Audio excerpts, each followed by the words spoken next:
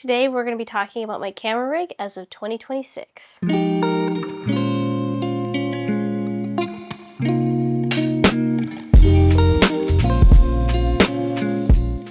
So we're going to take a look at that and build it from the ground up. So we're going to start off with the camera body. This is the Sony a7S III, which has the same sensor as an FX3, so I've had no reason to upgrade. However, on a recent shoot, I was hindered by the lack of ports. It does not have an SDI port, XLR port, or a timecode out, which really was a struggle on this last shoot that I was on. So eventually, maybe next year, maybe the year after, I would love to upgrade to an FX6, or if they come out with an FX5, we'll see if that'll turn the tide a little bit. Next up is the cage. This is the Smallrig full cage. I did have to upgrade to a full cage because I needed those extra mounting points. I also have on here two NATO rails, one for a side handle and one for a top handle for a quick release plate. No complaints about it, just needed it. Next up is the Smallrig base plate with 12-inch carbon fiber rods now. I needed that extra length to mount some more stuff on there. Same plate that I've had for the past 3 years, no complaints. On the bottom of that is just your standard tripod plate to mount.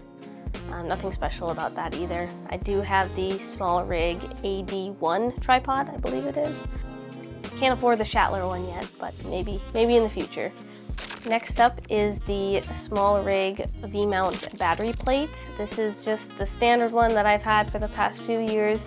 No complaints about it. Eventually I'd love to get one that has more ports on the sides of it so that I'm just able to take the V-mount on and off, but it does its job for what I need it to. And to piggyback off that, this is the Smallrig 155 V-mount battery. On a recent film shoot that I was on, it lasted me all day, so I was very impressed with the length of battery life that it maintained.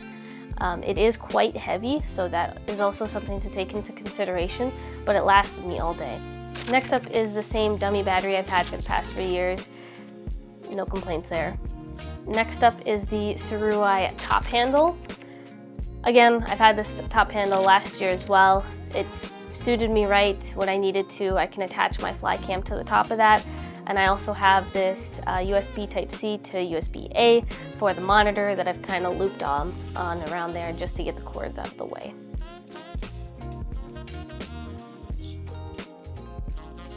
Next is the Smallrig Magic Arm.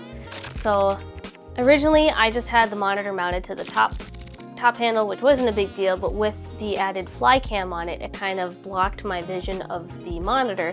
So I decided to get this Magic Arm, which is really awesome because I can orientate it any position that I need it to with the Smallrig monitor mount on top of that. Which brings me to my next thing is the monitor. This is the same Viltrox DC550 Lite monitor. I finally have dialed in so it doesn't blow out my highlights, but really what I use it for is just for my focus peaking, making sure I'm in focus. I'd love to upgrade, but that again will come in the future.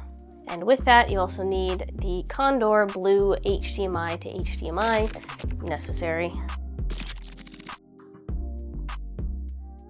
Next up is the lens I like to pair mostly with this setup is the DZO Film Vespid 35mm prime lens. This is a Cine lens. It's very heavy and it's also a PL mount, so I had to get an adapter, so a PL to E mount, which adds length and weight to this setup, but it is necessary. I am obsessed with the look of this lens. It looks so cinematic. The colors are just so smooth. I'll eventually get the Vespid 50 and 75 prime, but I've been extremely happy with this lens. The interviews I've filmed with it just look mint, and in order to make manual lenses easier to operate, I did get the Neewer focus wheel. It does have a mechanical AB stop, but it does have some slop to it, so I'll have to fine tune that, but it's just convenient and it's nicer to be able to dial in your focus. Easier when you're on a handheld setup. This is the Tiffen 77mm ND filter. I've loved Tiffen filters. I haven't had any issues with them. I've been very impressed with the quality of these filters, and so I will continue to get them until I get a camera that has internal ND. Last but certainly not least is the audio. So this year I upgraded to the Sennheisser MKE 600 shotgun mic. For interviews, I will take this microphone and use it as a boom mic and swap it out with my Movo shotgun mic, but I've been uber impressed with this microphone. I've loved the quality of it. It sounds very clean and clear and crisp, and I've overall thoroughly enjoyed it. I also did purchase the Dead Cat, the Sennheiser Dead Cat, to go with it, and it does have capability to run on phantom power if you have an XLR to XLR port. Unfortunately, with my smaller mirrorless camera, I have to get an adapter, so it's a XLR to 3/4 inch jack, and unfortunately this cord does not enable phantom power, so you do have to keep a AA battery in there, which is another thing to monitor, making sure that it's not out of battery, because that is a nightmare of mine, is to be filming all day and then all of a sudden in the middle of the day the audio cuts out and you don't realize that it's dead. So definitely something that you have to keep in mind when you're using this with an adapter like I am. And that's it. I hope you guys enjoyed this video. That is my camera rig as of 2026. Some upgrades from last year, and I'm sure next year I will have even more upgrades. I've been very impressed though with the setup, the quality, just the maneuverability. It is a very heavy setup with everything on it.